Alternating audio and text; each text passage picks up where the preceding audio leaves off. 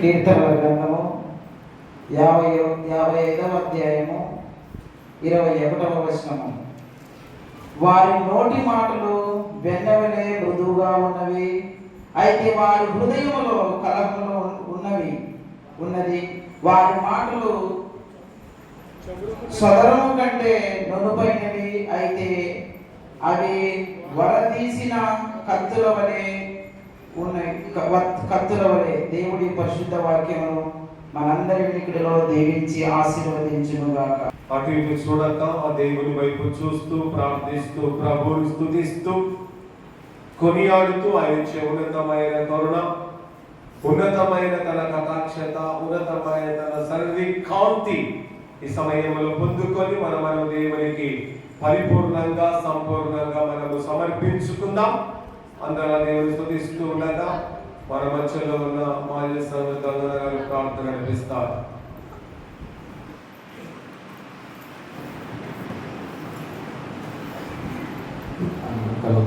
అయితే ప్రార్థన చేసుకుంటాం. తెలుసుకుంటున్నాం. గడిచిన పరిశుద్ధ దినం మొదలుకొని ఈ పరిశుద్ధ దినం వరకు మమ్మల్ని ఎంతగానో కాచి కాపాడి ఈ సజీవ లెక్కలో చేర్చుకున్నందుకు స్వస్థాలు తెలుసుకుంటున్నాం. దేవా ఏసయ్య, ఇంతవరకు మీ పాటల ద్వారా నేను సంగీతంపరచుకున్నాం. దేవా ఏసయ్య, వాక్యం చదువుకుంటున్నాగా అదేగా మరుగుపరుచుకుని జరిగిన ఆరాధన అంతటికీ మీరే ముందుండి బహు ఘనంగా జరిగించున్నారు. దేవా ఈ రాత్రి కాలం ఈ సమయంలో కొద్ది నిమిషాలు దేవుని వాక్యాన్ని మనము విందాం. మన మధ్యలో ఉన్న స్థాని పాస్టమ్మ గారు, రెండేపేద జ్యోతి గారు కొద్ది నిమిషాలు దేవుని వాక్యం అందిస్తారు. ఆమె చెప్పే వాక్యాన్ని విని విశ్వసిస్తూ దేవుడిచ్చే గొప్ప దీవెనలు మేలులు పొందాలని ప్రభువును తెలియజేస్తూ ఉన్నాం. ఈ సమయాన్ని మన మధ్యలో ఉన్న పాస్టమ్మ గారికి అప్పగిస్తూ ఉన్నాం. రాత్రికాలపు ఆరాధన కార్యక్రమంకు ఏర్పాటు చేయబడినటువంటి లేఖన భాగాన్ని మనం చదువుకున్నాం. మన యొక్క అంశం వచ్చేసి ప్రతి మాటకు తీర్పు ఉన్నది కనుక మనము ఆలోచించి మాట్లాడాలి, మాట్లాడిన విధముగా ప్రవర్తించే వారంగా కూడా ఉండాలి. అందుకోసమే చదువుకున్నటువంటి లేఖనములలో మనము జ్ఞాపకము చేసుకున్నట్లయితే ఒకసారి చదువుకుందాం. వారి నోటి మాటలు వెన్నవలే మృదువుగానున్నవి, అయితే వారి హృదయములో కలహమున్నది. వారి మాటలు చమురు కంటే నునుపైనవి, అయితే అవి వరదీసిన కత్తులే. చాలండి. చదువున్న లేఖనంలో మనము జ్ఞాపకం చేసుకున్నట్లయితే కపటముతో మాట్లాడే ప్రతి మాట దేవునికి ఇష్టమా? కానీ మనిషిలో ఒకటి పైకేమో వెన్నవలే మృదువైన మాటలు మాట్లాడుతూ ఉంటారండి. నిజంగా ఒకసారి మనము జ్ఞాపకం చేసుకున్నట్లయితే ఇక్కడ చదువున్న లేఖనములలో మనము జ్ఞాపకం చేసుకున్నట్లయితే కీర్తనాకారుడైనటువంటి దావీదు గారు చాలా చక్కగా తెలియచేస్తూ ఉంటున్నాడు. ఏమని తెలియచేస్తూ ఉంటున్నాడంటే వారి నోటి మాటలు వెన్నవలే మృదువుగా ఉన్నవి. వెన్నను చూసారా అండి? ఎప్పుడైనా చూసారా? వెన్న ఎలా ఉంటుంది? తెల్లగా ఉంటుంది, పట్టుకుంటే జారిపోతుంది. అయితే మనుషులు చూడడానికేమో మాటలు చాలా మృదువైనవిగా మాట్లాడుతుంటారు, ఎంతో ప్రేమతో మాట్లాడినట్లు చూపిస్తూ ఉంటారు. కానీ అక్కడ మనం అయితే వారి హృదయంలో ఏముందంట? కలహం ఉంది. లోపల ఒకటి, బయట ఒకటి. నిజంగా అలాంటి మాటలు, కపటముతో మాట్లాడే ప్రతి మాట దేవునికి అసహ్యము అనేది జ్ఞాపకము చేసుకునే వారిగా ఉండాలి. మన మాటలు ఇతరులను గాయపరచకూడదండి. మన మాటలు ఏం చేయాలి? ఇతరులను గాయపరచకూడదు. మనమేమంటామంటే నోరుంది కదా అని ఎలా పడితే అలా మాట్లాడుతుంటాం. నిజంగా ఇతరులను గాయపరిచే విధముగా మాట్లాడకూడదు. అది మనుషులనైనా సరే, ఎవరినైనా, సేవకులనైనా సరే, ఇంకా ఎవరినైనా సరే, ఇతరులను గాయపరిచే విధముగా మన మాటలు ఉండకూడదు. నీ మాటలు ఎలా ఉండాలి అంటే దేవునిని సంతోషపరిచే విధముగా ఉండాలి. మరి ఎలా ఉన్నాయండి మన మాటలు? మన మాటలు నోరు తెరిస్తే చాలు ఇతరులను గాయపరిచే విధంగానే ఉంటాయండి. చూడడానికేమో ఎంతో ప్రేమ చూపిస్తున్నారు, అది కపటమైనటువంటి ప్రేమ అనేది లోపల ఒకటి బయట ఒకటి. కపటముతో మాట్లాడే ప్రతి మాట కూడా దేవునికి అసహ్యమండి. మనం అనుకుంటాం, అబ్బా నేను చాలా గట్టిగా మాట్లాడానులే, బలంగా మాట్లాడానులే, బాగా మాట్లాడానులే. కానీ నువ్వు కపటంతో మాట్లాడుతున్నావు. నువ్వు కపటముతో నువ్వు ఎలా ఉన్నావో, ఏం చేస్తున్నావో, ఏం మాట్లాడుతున్నావో, ఏం ఆలోచిస్తున్నావో, ఎలా నీ నోరు తెరుస్తున్నావో సమస్తము ఎవరికి తెలుసండి? దేవునికి తెలుసండి. అయితే కపటముతో మాట్లాడే ప్రతి మాట దేవునికి అసహ్యమే. దేవునికి మాటనే అసహ్యమైనప్పుడు మనం ఎంత అసహ్యులుగా ఉంటామో ఒకసారి మనల్ని మనము ఆత్మ పరిశీలన చేసుకునే వారిగా ఉండాలి. నిజంగా మన ఇంట్లో మన మాట వినరు, కానీ బయట పెత్తనాలు చెలాయించాలని చూస్తామండి. ఎంతవరకు ఒకసారి జ్ఞాపకం చేసుకోవాలి. నిజంగా విరిస్తే తెడ్డు కూడా పొయ్యి కాడికి పోదు, కానీ ఈడ మాత్రం నేను చెప్పినదే సాగాలి. ఎంత గర్వమో చూడండి. మనసి అహంకారము నాశనానికి ముందు ఏం నడుస్తుందంట? గర్వం నడుస్తుందంట. ఆ గర్వాన్ని మనం తగ్గించుకోవాలి. ఆ గర్వం తగ్గాలంటే మన నోటి మాట మనము జాగ్రత్త కలిగి మాట్లాడేవారిగా ఉండాలి. కపటముతో మాట్లాడే ప్రతి మాట కూడా దేవునికి అసహ్యమేనండి. అందుకోసమే నా మాటలు కాదు, ఈ చదువున్న లేఖనములలో మనము జ్ఞాపకం, వారి నోటి మాటలు వెన్నవలే మృదువుగా ఉన్నవి, అయితే వారి హృదయములో కలహం ఉన్నది. వారి మాటలు చమురు కంటే నునుపైనవి. చమురు అంటే ఆందెం అండి. ఎందుకంటే అచ్చం తెలుగు భాష ఆందెం అండి. ఆందెం తెలుసా? ఆందెం ఎలా ఉంటుంది? జిగురు జిగురుగా ఉంటుంది, బంక బంకగా ఉంటాయి. చమురు కంటే కూడా నునుపైనవి, అయితే అవి వరదీసినటువంటి కత్తులే. మన మాటలు కత్తుల వలె ఉన్నాయంట. నిజంగా నువ్వు కత్తి తీసుకొని చంపాల్సిన అవసరం లే, మనిషిని బాధ పెట్టాల్సినటువంటి అవసరం. నీ నోటి మాటలు వరదీసిన కత్తుల వలె ఉన్నాయి. అందుకోసమే మనము మాట్లాడే మాట ఎలా ఉండాలో కొద్ది నిమిషాలు జ్ఞాపకం చేసుకునే. మన మాట ఎలా ఉండాలి అంటే అవునంటే అవునుగా ఉండాలి, కాదంటే కాదనే విధంగా ఉండాలి. నీ దగ్గర నీ మాట, నా దగ్గర నా మాట. నీ దగ్గరనే ముందర ఒక మాట, విప్పించినాక ఒక మాట. అది దేవునికి అసహ్యము అనేది జ్ఞాపకం చేసుకునే వారిగా ఉండాలి. అందుకోసమే మత్తయి సువార్త 5వ అధ్యాయము 37వ వచనాన్ని ఒకసారి మనము జ్ఞాపకం చేసుకుందామండి. మత్తయి సువార్త 5వ అధ్యాయము 37వ వచనము. మీ మాట అవునంటే అవును, కాదంటే కాదు అని ఉండవలెను. వీటికి మించినది దుష్టుని నుండి పుట్టునది. మన మాట ఎలా ఉండాలంట? అవునంటే అవునుగా ఉండాలి, కాదంటే కాదనే విధంగా ఉండాలి. కానీ మనం ఏం చేస్తున్నాం? అవునన్నా కానీ కాదన్నా కానీ ఏమవుతుందని గర్వంగా మాట్లాడుతున్నారు. అది ఎవరి నుంచి వస్తుందంటండి? దుష్టుని నుండి పుట్టున్నది అనేది జ్ఞాపకం చేసుకునే వారిగా ఉండాలి. అందుకోసమే ప్రతి మాటకు తీర్పు ఉంది కనుక నువ్వు మాట్లాడే ప్రతి మాట కూడా లెక్కలోనికి వస్తుంది తీర్పుదాన. మరి నువ్వు ఎంత యోగ్యంగా ఉన్నా, ఎలా ఉన్నా, ఏమి ఉన్నా కూడా నీ మాట లెక్కలో ఉంటుంది కనుక ప్రతి మాట కూడా ఆలోచించి మాట్లాడి, ప్రతి మాట కలహముతో మాట్లాడకూడదు. ప్రతి మాటకు తీర్పు ఉంది కనుక నీ మాట ఎలా ఉండాలి అంటే అవునంటే అవును, కాదంటే కాదు. మన మాట ఎలా ఉండాలంటే రుచికరంగానే ఉండాలి. ఉప్పు వేస్తే ఎలా కూరల్లో రుచిగా ఉంటుందో మన మాట కూడా ఉప్పు వలె రుచికరంగానే ఉండాలి అండి. అందుకోసమే మనము జ్ఞాపకం చేసుకున్నట్లయితే మనం ఎలా ఉన్నామండి? నీ ముందరనేమో అబ్బా నువ్వు కరెక్ట్ చెప్పావురా, నువ్వు కరెక్ట్ చెప్పావే అంటాం. కానీ వెనక్కి పోయిన తర్వాత ఊకంటేనే ఊకే చేస్తేనే. ఇది కాదండి.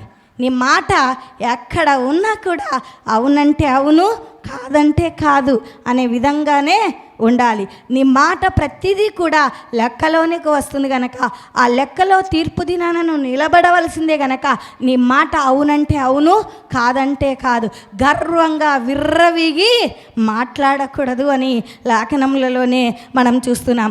రెండవదిగా మనం జ్ఞాపకం చేసుకున్నట్లయితే సామెతల గ్రంథము 12వ అధ్యాయము 14వ వచనాన్ని ఒకసారి జ్ఞాపకం చేసుకుందాం.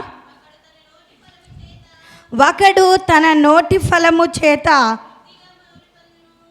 చదవమ్మా.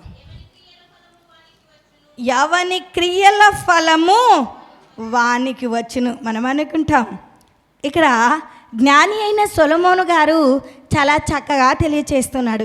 ఈ రాత్రికాల వేళలో దేవుడు నాతో కూడా హెచ్చరిస్తూ ఉంటున్నాడు, నాతో కూడా మాట్లాడుతూ ఉన్నాడు.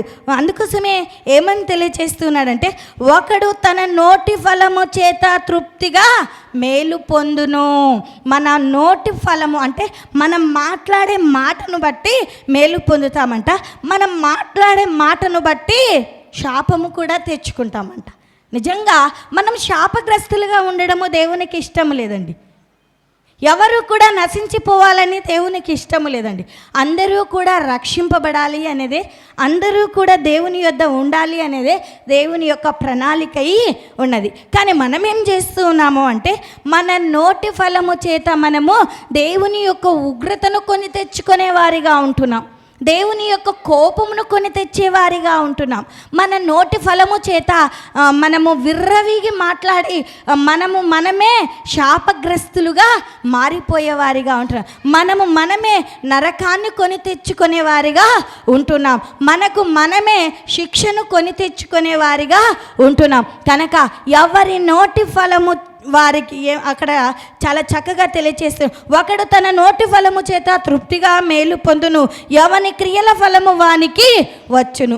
నిజంగా ఎవరు చేసిన పనిని బట్టి, ఎవరు మాట్లాడిన మాటను బట్టి, ఎవరు తలంచిన తలంపులను బట్టి ఎవరి క్రియల ఫలము వానికి వచ్చును అని మనం చూస్తూ ఉంటున్నాం. నిజంగా మనం అనుకుంటూ ఉంటాం, నేను మంచిగా ఉన్నానులే, మంచిగా మాట్లాడుతున్నానులే, మంచిగా నడుచు, కానీ నీ క్రియలు, నువ్వు చేసే ప్రతిదీ కూడా, ప్రతి పని కూడా దేవుడు ఎరిగి ఉన్నాడమ్మా.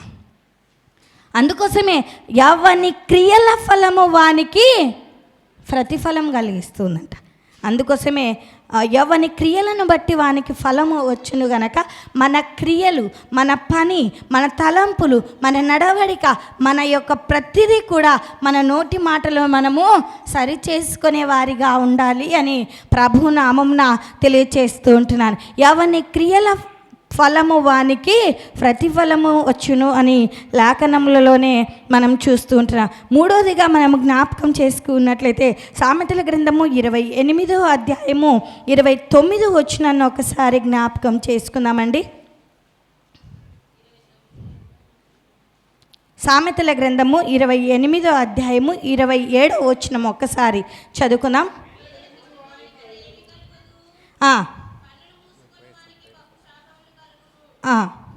చదవమ్మా. దుష్టుడు గొప్పవారగునప్పుడు జనులు దాగుకుందురు, వారు నశించునప్పుడు నీతివంతులు ఎక్కువగుదురు. చాలమ్మా. చదువుకున్న లేఖనములలో మనము జ్ఞాపకం చేసుకున్నట్లయితే, ఇక్కడ మనము జ్ఞాపకం చేసుకున్నట్లయితే 27వ వచనం, బీదలకిచ్చువానికి లేమి కలుగదు. బీదలకిచ్చువారికి లేమి అనేది కలగదు. కన్నులు మూసుకొని వానికి బహు శాపములు కలుగును అని మనం చూస్తూ ఉంటున్నాం. నిజంగా కన్నులు మూసుకొని మాట్లాడేవారిగా ఉంటారు. అట్లా మాట్లాడితే ఏమంటారండి, వీని కన్నుల్లో పొగురు చూడు, వీనికి ఎంత పొకురుందో చూడు అంటారు. నిజంగా అక్కడ మనం జ్ఞాపకం చేసుకున్నట్లయితే మనుషులకు తీర్పు తీర్చుట ఎవరి వశం ఉందంట? యెహోవా వశము అని 29వ అధ్యాయము 26వ వచనాన్ని ఒకసారి చదువుకుందాం. 29, 26 సామెతలు 29, 26. అనేకులు ఏలువారి దయ కోరుచుందును, మనుషులకు తీర్పు తీర్చుట యెహోవా వశము. మనం అనుకుంటాం, నేను తీర్పు తీరుస్తున్నానులే అనుకుంటాం, నీ వశం లేదు, నా వశము లేదు. ఎవరి వశం అంట? మనుషులకు తీర్పు తీర్చేది యెహోవా వశములో ఉన్నది, దేవుని దగ్గర ఉన్నది. దేవుడు తీర్పు తీరుస్తాడు. అందుకోసమే మనుషులకు తీర్పు తీర్చుట యెహోవా వశము గనక ప్రతి మాట కూడా బహు జాగ్రత్తగా మాట్లాడే వారిగా ఉండాలి అని ప్రభునామంన తెలియచేసా. అందుకోసమే అనేకులు ఏలువాని దయను కోరుచుందురు, అనేకులు కూడా ఏలువారి యొక్క దయను కోరుచుందురు. మరి అక్కడ మనుషులను తీర్పు తీర్చుట యెహోవా వశము. మనుషులకు తీర్పు తీర్చేది మనుషులు ఎవరు తీర్పు తీర్చరు, కానీ ఒకరికొకరు మనుషులు తీర్పు తీర్చరు, కానీ ఎవరి వశంలో ఉంది? దేవుని వశంలోనే ఉంది. మనం ఏమనాల్సిన అవసరం లేదు. వాక్యమే వారి జీవితాలను సరిచేస్తుంది, వాక్యమే వారిని మారుస్తూ ఉంది. నీ వాక్యము నన్ను బలపరుస్తూ ఉంది అని లేఖనములలోనే. అందుకోసమే వాక్యమును జాగ్రత్తగా గ్రహించే వారిగా ఉండాలి, వాక్యముతో మన బ్రతుకులను సరిచేసుకునే వారిగా ఉండాలి. ప్రభువా, నేను మాట్లాడే మాటకు తీర్పు ఉంది గనక, నాకు నువ్వు తీర్పు తీర్చువాడవు, నీ వశంలో ఉంది గనక నేను ఎలా నడవాలో, ఏ రీతిగా ఉండాలో, ఎలా ఆలోచించాలో నాకు నేర్పు ప్రభు అని దేవుణ్ణి అడుగుదాం. ఏలువాని యొక్క దయను కోరుకునే వారిగా ఉండాలి అని ప్రభువు నామంన తెలియచేస్తూ ఉంటున్నాను. అందుకోసమే మనము జ్ఞాపకం చేసుకున్నట్లయితే మనము ఎలా మాట్లాడకూడదు అంటే నొప్పించే విధంగా మాట్లాడకూడదండి. ప్రతిదీ కూడా మనం అలానే మాట్లాడుతుంటాం. సామెతల గ్రంథము 15వ అధ్యాయము వాక్యాన్ని జ్ఞాపకం చేసుకుందాం. సామెతల గ్రంథము 15వ అధ్యాయము 1వ వచనాన్ని ఒకసారి చదువుకుందామండి. మృదువైన మాట క్రోధమును చల్లార్చును, నొప్పించు మాట కోపమును రేపును. మనం ఎలా మాట్లాడకూడదంట? నొప్పించే విధముగా మాట్లాడకూడదంట. కానీ మనం ఏం చేస్తున్నామండి? ఏం చేస్తున్నారు? క్వశ్చన్ మీకు. నొప్పించే విధంగా మాట్లాడుతున్నామా? మృదువైన మాటలు మాట్లాడుతున్నామా? ఎలా మాట్లాడుతున్నామో ఒకసారి జ్ఞాపకం చేసుకుందాం. ప్రతి మాటకు తీర్పు ఉంది. నువ్వు నొప్పించావనుకో, తీర్పు దినానా నీ మాట కూడా లెక్కలోనికి వస్తుంది. యెహోవా వశములో నీకు తీర్పు ఉన్నది అని నువ్వు జ్ఞాపకం. అందుకోసమే మనము నొప్పించే విధముగా మాట్లాడకూడదు. మనము నొప్పించు మాటలను విసర్జించే వారిగా ఉండాలి అని ప్రభునామం. అందుకోసమే మృదువైన మాట కోపమును కూడా చల్లార్చుంది. నువ్వు ప్రేమతో మాట్లాడావనుకో, మంచిగా మాట్లాడావనుకో, తనలో ఉన్న కోపాన్ని కూడా ఏం చేస్తుందంట? చల్లారుస్తూ ఉందంట. లేదు, నొప్పించే మాట ఇంకా కోపమును రేపుతూనే ఉంటుందండి. మనము నొప్పించే మాటలు మాట్లాడకూడదు, కోపమును పుట్టించే మాటలు కూడా మాట్లాడకూడదు. మృదువైన మాటలు, మన దేవుడు మనకు నేర్పినటువంటి మాటలను మనము మాట్లాడుతూ ఇతరులను దేవుని యొద్దకు నడిపిస్తూ వారి జీవితాలను, వారి బ్రతుకులను సరిచేస్తూ ఉండే వారంగా ఉండాలి అని ప్రభు నామమున. ఒకవేళ వారు తెలుసో తెలియకో మనల్ని ఏమైనా అనినప్పటికీ వారి కొరకు ఏం చేయాలండి? యెహోవా నామంలో ప్రార్థన చేసే వారంగా ఉండాలి. చేస్తున్నామా? లేదండి. పంటికి పన్ను, కంటికి కన్ను అన్నట్లు, ప్రాణానికి ప్రాణము అన్నట్లు జీవిస్తున్నారు. అది కాదండి, మృదువైన మాట మాట్లాడే వారిగా ఉండాలి అని ప్రభు నామంన తెలియచేస్తూ ఉంటున్నాను. రెండోదిగా మనం ఎలా మాట్లాడకూడదు అంటే 1 తిమోతికి రాసిన పత్రిక 4వ అధ్యాయము 7వ వచనాన్ని ఒకసారి జ్ఞాపకం చేసుకుందాం. 1 తిమోతి 4:7. అపవిత్రమైన ముసలమ్మ ముచ్చట్లను విసర్జించి దేవభక్తి విషయములలో నీకు నీవే సాధనము చేసుకొనుము. చాలమ్మా. ఈ చదువుకున్న లేఖనములలో మనము జ్ఞాపకం చేసుకున్నట్లయితే మనం ఏం మాటలు విసర్జించాలంట? ముసలమ్మ ముచ్చట్లను విసర్జించాలంట. పొరిగింటి మాటలను మాట్లాడకూడదంట. ఆ ఇంటి మాటలు, ఈ ఇంటి మాటలు మోసకెళ్ళకూడదంట. కానీ మనలో ఏమున్నాయండి?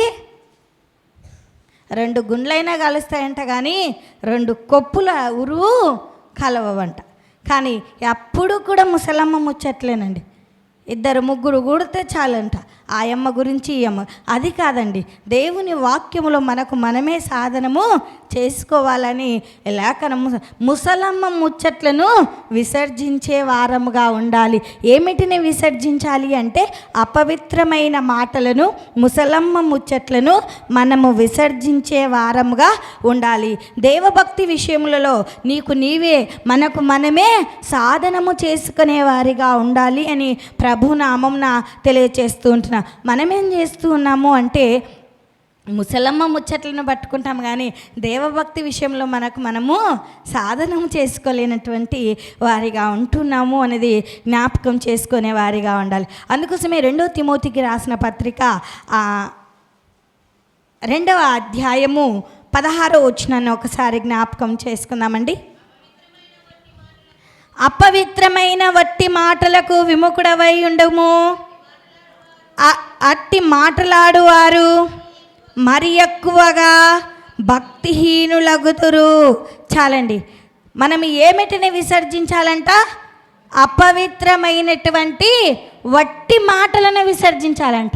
పనికి రాని మాటలను విసర్జించాలంట. వట్టి మాటలను అపవిత్రమైన మాటలు విసర్జించే వారంగా ఉండాలి అని ప్రభు నామంన తెలియచేస్తూ ఉంటున్నాను. నిజంగా మనము ఏమిటిని విసర్జించాలి అంటే మొట్టమొదటిగా నొప్పించు మాటలను విసర్జించేవారిగా. ఒకవేళ తెలుసో తెలియకో ఇంతకాలము విశ్వాసివైండి, క్రైస్తవుడవైండి, దేవుని బిడ్డవైండి, ఒకవేళ నొప్పించు మాటలు నీలో ఉంటే వాటిని వదిలివేసి మృదువైన మాటలు మాట్లాడి దేవుని ప్రేమను చూపే విధముగా మనం ఉండాలి. రెండోదిగా ఏమిటిని విసర్జించాలి అంటే ముసలమ్మ ముచ్చట్లను విసర్జించాలి. మనకు మనమే దేవభక్తి విషయంలో సాధకము చేసుకునే వారిగా ఉండాలి అని ప్రభునామంన తెలియజేస్తాను. మూడోదిగా ఏమిటిని విసర్జించాలి అంటే అపవిత్రమైనటువంటి బొట్టి మాటలను విసర్జించే వారిగా ఉండాలి. పనికి రాని మాటలన్నిటినీ మనము వదిలివేసుకునే వారంగా ఉండాలి అని మనం ఏం చేస్తున్నామంటే పనికి రాని మాటలకి ఎక్కువ ప్రియారిటీ ఇస్తున్నామండి. పనికొచ్చే మాటలను, దేవుని వాక్యాన్ని మనము వింటున్నారా? వినడం లేదండి. ఆదియందు వాక్యముండెను, వాక్యమే దేవుడు. కానీ దేవుడు నీ యొద్ద ఉండాలంటే వాక్యము నీలో ఉండాలండి. ఆ వాక్యాన్ని నువ్వు ఎప్పుడైతే విని నీ హృదయంలో భద్రపరుచుకుంటావో అప్పుడు దేవుడు నీ యొద్ద నుండి ఎక్కడికి కూడా వెళ్ళాడు, నీ యొద్దనే ఉంటాడు. ఎందుకంటే ఆదియందు వాక్యముండెను, వాక్యము దేవుడై ఉండెను అని మనం చూస్తున్నాం. నిజంగా వాక్యము మనలో ఉండాలి, కానీ ఒట్టి మాటలు, అపవిత్రమైన మాటలు, పనికిరాని మాటలు, ముసలమ్మ ముచ్చట్లు, నొప్పించే మాటలు మనలో ఉండకూడదండి. దేవుని వాక్యమును మన హృదయములలో భద్రపరచుకునే వారిగా ఉండాలి అని ప్రభు నామంన తెలియచేస్తుంటారు. సామెతల గ్రంథము 24వ అధ్యాయము 28వ వచనాన్ని ఒక్కసారి జ్ఞాపకం చేసేసుకుందామండి. నిర్నిమిత్తముగా నీ పొరుగువాని మీద సాక్ష్యము పలుకుము, నీ పెదవులతో మోసపు మాటలు చెప్పవచ్చునా. చాలమ్మా, ఈ చదువుకున్న లేఖనములలో మనము జ్ఞాపకం చేసుకున్నట్లయితే నిర్మితముగా నీ పొరుగువాని మీద సాక్ష్యము పలుకకుము. నిర్మితముగా నీ పొరుగువాని మీద సాక్ష్యాన్ని పలుకకుము అని లేఖనములలో. నీ పెదవులతో మోసపు మాటలు చెప్పవచ్చున. మనం ఏం చేస్తున్నామంటే ఎప్పుడు కూడా మోసపు మాటలే చెప్తున్నా. కానీ అందుకోసమే దేవుని వాక్యం సెలవిస్తుంది. ఏమని సెలవిస్తుందంటే మోసపు మాటలను విసర్జించాలి. ఎప్పుడు వాళ్ళిలా వీళ్ళలా, వాళ్ళు వీళ్ళు కాదు, వాక్యము ఎంతవరకు నీలో ఉంది అది ప్రాముఖ్యమండి. అందుకోసమే మోసపు మాటలను మనము విసర్జించే వారముగా ఉండాలి అని ప్రభువు నామమున. నీ పెదవులతో మోసపు మాటలు చెప్పవచ్చునా అని లేఖనములలోనే మనం చూస్తున్నాం. అదే రీతిగా 12వ అధ్యాయము 17వ వచనాన్ని ఒకసారి చదువుకుందాం, ముగించేస్తానులేండి.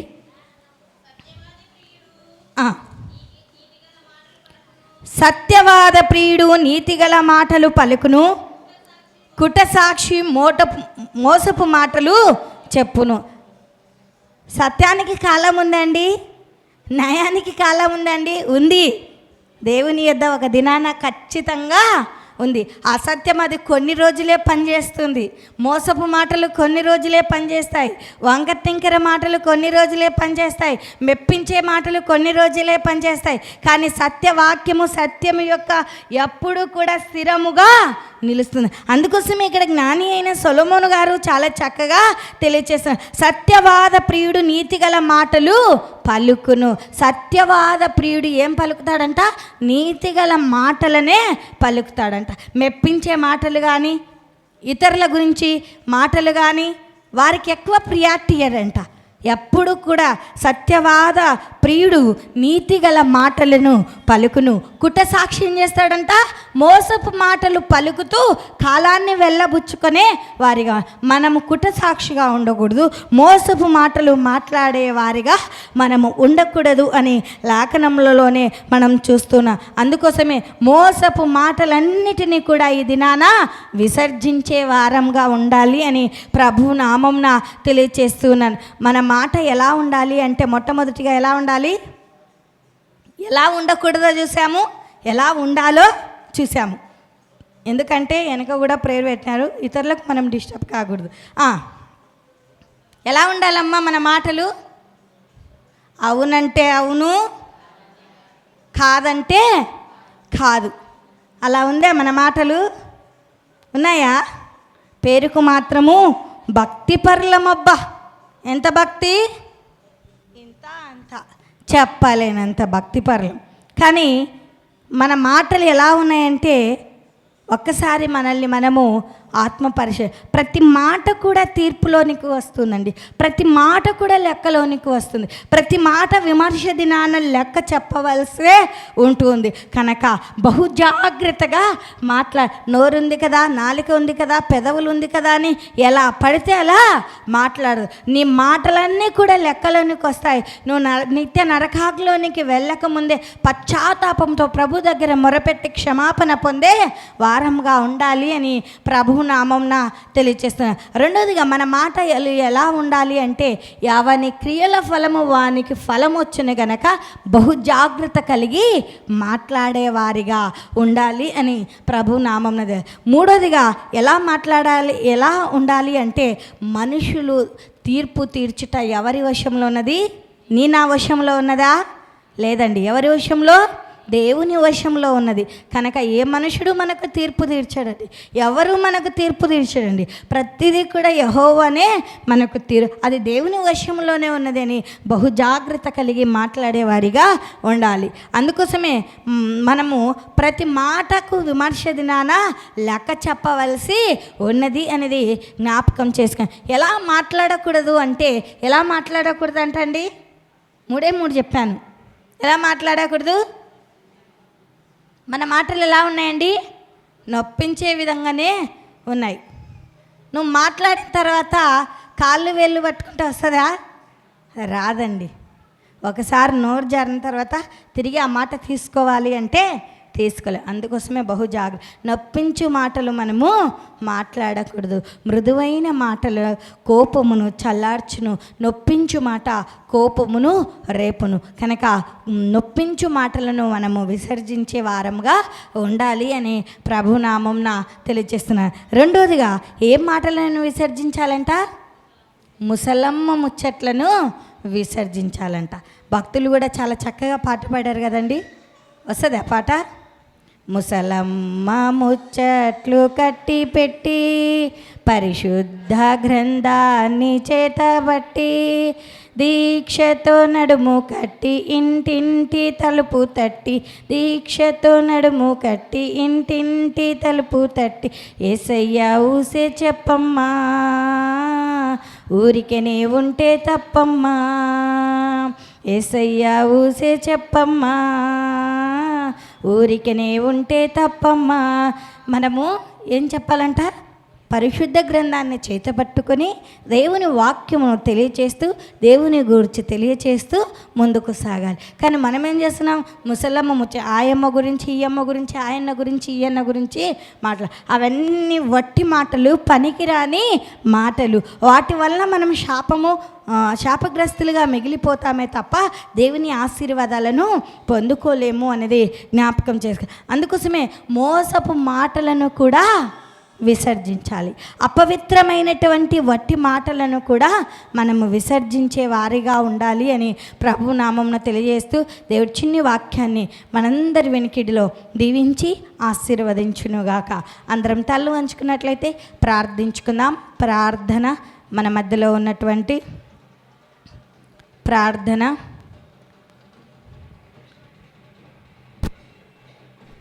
మన మధ్య స్త్రీలలో నుండి ఒకరు ప్రార్థించాలని ప్రభు నామంన తెలియచేస్తూ ఉంటున్నాను.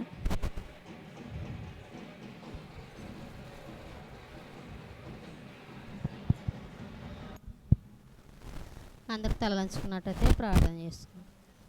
మిక్కిలిగా ప్రేమించిన మా ప్రియ పరలోకపు తండ్రి, పరిశుద్ధుడా, పరిశుద్ధుడా, సర్వోన్నతుడా, సర్వశక్తిమంతుడా, నీతిమంతుడా, నీచుడకు తండ్రి, సమాధానకర్త, సర్వలోక చక్రవర్తి, ఘనమైన దేవాని పాదములకు వేలాది వందనములు, స్తోత్రములు తండ్రి. నైనా పోయిన ఆదివారం మొదలుకొని ఈ నేటి ఆదివారంలోనికి నైనా సురక్షితంగా నైనా నీ రెక్కల కింద భద్రపరుచుకొని మంచి ఆరోగ్యమును దయచేసి నైనా నీ సన్నిధిలో నిలబెట్టినందును బట్టి స్తోత్రములు చెల్లించుకుంటున్నాం ప్రభువా. తండ్రి, ఇంతవరకు పాటలతో స్తుతించి ఘనపరిచాము. నీ దాసురాలని నిలబెట్టుకుని నైనా చక్కటి వాక్యమునైనా తండ్రి నైనా పలుకుటకు నీ కృప, నీ సహాయము, నీ కనికరము,